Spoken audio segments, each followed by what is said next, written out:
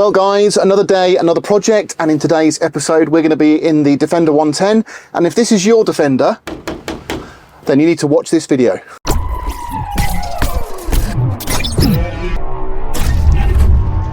There aren't a lot of Defenders on the planet that don't have rattling rear windows, and ours is no exception. Now normally it wouldn't bother me that much. I could just do a re-trim of the felt, but it never really sort of gets rid of the problem altogether.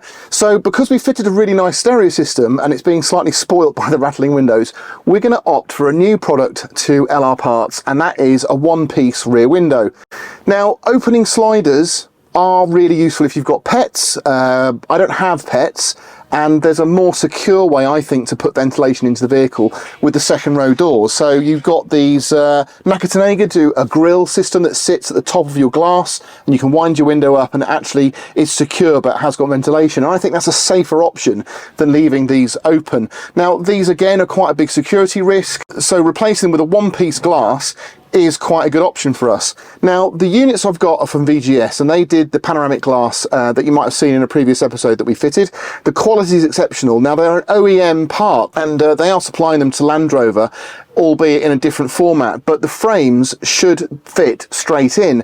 Now we've got a slightly older Defender, so ours are riveted. Just after this year, when the TD5 was a bit newer, they started clipping the windows in, which is a lot easier, and it is actually the way that the new windows are going to sit in. But essentially the concept's the same. It's a metal frame that sits in to that aperture. You clip it into position so it's tensioned against the frame and it's nice and secure. Now I have already made a start by removing the bench seats that we had in here. So if you've looked at some of the previous videos, you'll notice we had 2-3 person bench seats here with all seat belts, and it's not something that we want in the vehicle. We want to use it for a load space. We're going to be putting a new carpet set in here, so that'll be another video in the future. But if you can just see them behind me, they've actually got these rails. Now these are the seat belt rails that are fixed to the vehicle. They're really useful for tie downs, so I'm not going to get rid of those. I might take them out and give them a clean because they are starting to rust a little bit, but I'm going to leave them in place for now, and I'm going to fit the carpet set around them so they're going to stay in place. There's rivets all the way around here, so what we need to do is actually remove the rubber trim from the outside of the window itself, and then we can just drill through those rivets and this panel will just drop out. This is the rubber seal that I'm talking about. I'm just going to use my little pick tool. I don't think, yeah, there is a start point in the middle here, so if we just pull that off, and that's a bugger to get back in, by the way. We've got rivets all the way around. I've got two choices here. I can either drill all the way through, but in my experience that's not always the best thing. So what I'm going to do is I'm going to drill the heads off, which means that when I pull this off there will be some of these left, but I can tap them through. I think that's going to be a tidier way of doing it. Like that.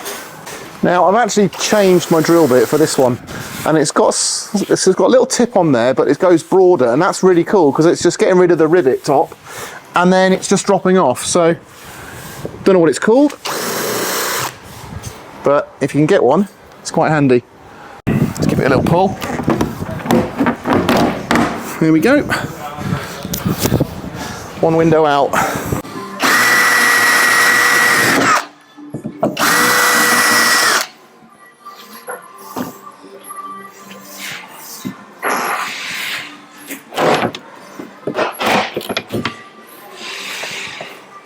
We've actually got a 5mm in here, and the reason a 5mm is good is because you're going to get rid of the entire rivet itself, but some of them do protrude quite a lot, so just be careful.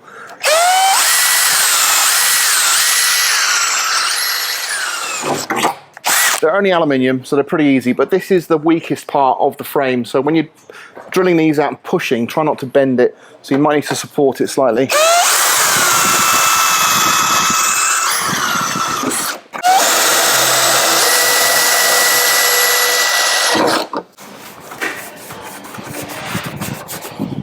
Okay folks, we've got our glass ready to go in, and there's a bit of preparation we have to do before we offer it up to the vehicle. So as I said before, there are some clips that will retain this frame into the body of the Defender, but we still have to use a foam gasket and also some special silicone, bonding silicone, just to make sure that the panel's doubly sealed from the elements as well as staying in the vehicle.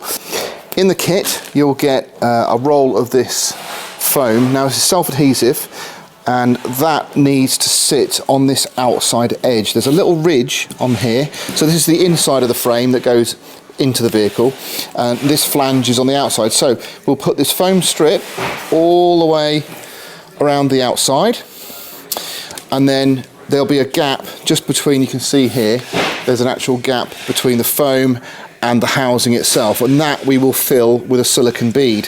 Although this is self-adhesive, but also for the silicone itself, the bonding agent, we have to prime the surface of this, and we also have to prime the surface on the Defender. You do get all of this in the kit, so you've got obviously the priming agent here, and you've got 2 applicators, which is great.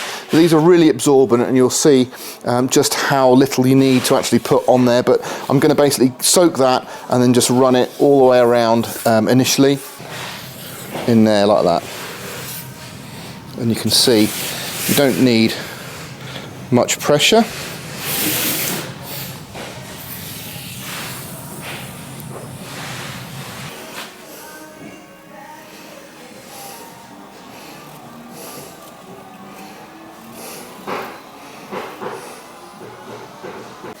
Now we do get gloves in the kit as well, but I'm saving those for when we get the mastic out. So let's start on the frame. So we're going to go right up against this edge.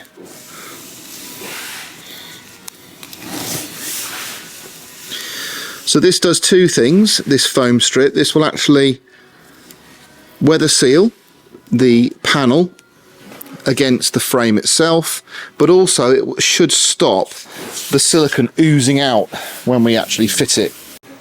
That is where we put our foam gasket, and in here is where we're going to run our bead of silicone now. I've got my masking tape ready so that when I've obviously put the panel on, I can just move the tape down easily just to make sure that it's held in place. So before we take on the task, just make sure you've got everything ready at your disposal. Now these multi-task wipes from Screwfix are brilliant. They're cheap, you get a lot of them, they're quite big, but you're going to need these to clear up any spillages of this stuff because it is hideous and it goes everywhere. So we've got a nice little applicator here, and the trick is we need to remove that little piece on the end. Okay, and that means you'll get a nice V shape, you can see there, from the bonding agent.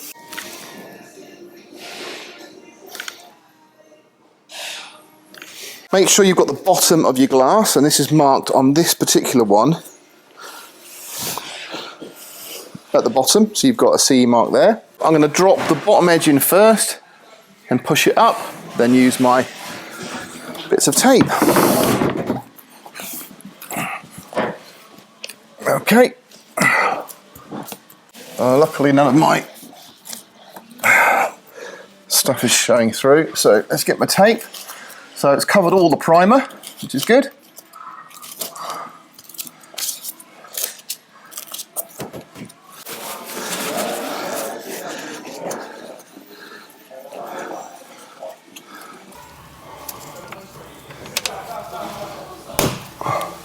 There we go.